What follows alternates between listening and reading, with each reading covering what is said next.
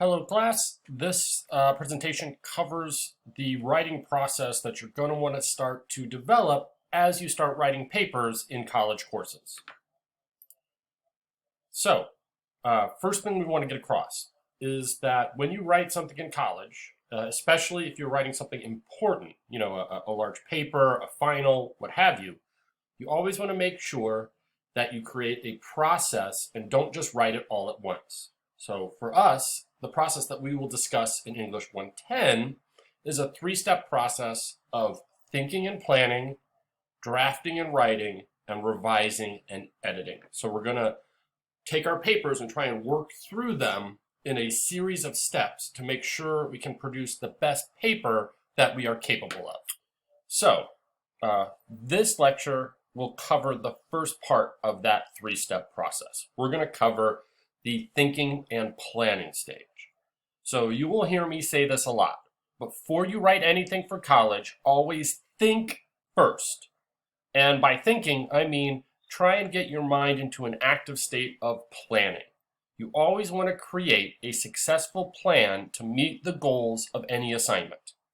Never really try and write anything without giving it some thought first. I can't tell you how many students have failed assignments solely because they didn't really read the assignment sheet and didn't really create a plan and just kind of winged it and went off script. So always, always, always, before you do anything else, take a breath, pause, and think. The first step of any assignment is to read the assignment sheet. Take a real long time and really break down the assignment sheet that the professor gives you, all right? Remember, the assignment sheet is the professor telling you, here's what I want you to do, okay? So really, really think. Read the assignment sheet and ask yourself, what is the professor wanting me to accomplish? How are they asking me to write about this, right? If there's a rubric, did they provide a grading rubric? You can look at that. Make sure that you know the details of the assignment. How many pages? What style? The delivery method. Are you emailing it, uploading it, or turning it in a face-to-face class? And finally, make sure that you have and can understand the major goal of the assignment. All right. Every assignment will have a sort of major task that they want you to achieve. As you break down the assignment, write down all your answers to this. Make a guide for yourself so that you know what you need to do to successfully complete the assignment. Excuse my stumble. If you download the PowerPoint of this presentation on Blackboard, you'll see this section right here from University of North Carolina. We'll explain this kind of in further depth if you want more help on how to create a plan and break down and understand what you are being asked to do. Right? You can't do anything until you know what you need to do in terms of the assignment. So, after you understand what you need to do to successfully complete the assignment, you understand what your goal is, the next thing you want to do is make a writing schedule. All right? College papers will usually be longer and more involved than other papers you may have written in your educational career. So what you really want to do is make a schedule to help you meet the deadlines.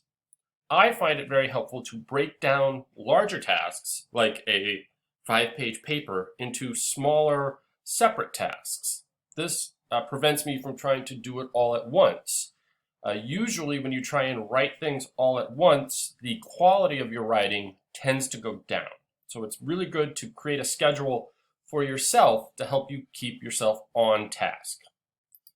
Here is an example that I did. Excuse the bad handwriting, but here's an example of how you could plan out a plan. You could write out a plan for the summary paper, all right? And you can create checklists for yourself to keep yourself on task. So this is just kind of an example of how you might go about creating a plan to write a paper.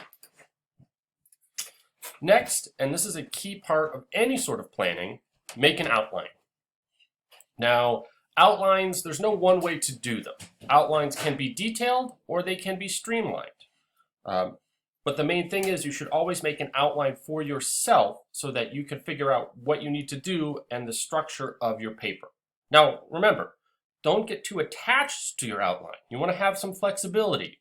An idea may come to you in the act of writing, and that you may need to adjust, but having this structure kind of set up for yourself will really help you keep yourself on task and know what you need to do in terms of being inside the paper, what each section of the paper should entail. Always, your outline should reflect your plan. Your outline should match that assignment sheet breakdown that you did.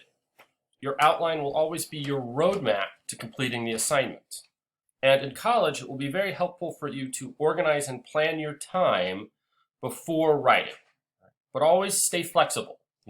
Your outline may have to change. You may have to rewrite it at some sections, depending on if you get new information, a new idea, or have something clarified by your professor. So here's kind of an example of how a very brief outline could work for the summary paper. This outline breaks down each section and has a list of what the writer would need to do in each section. And once that is done, that list is crossed off, telling the writer that they can move on to the next section.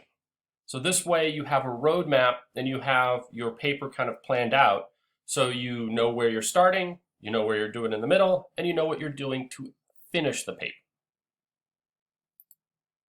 So as always, planning is key.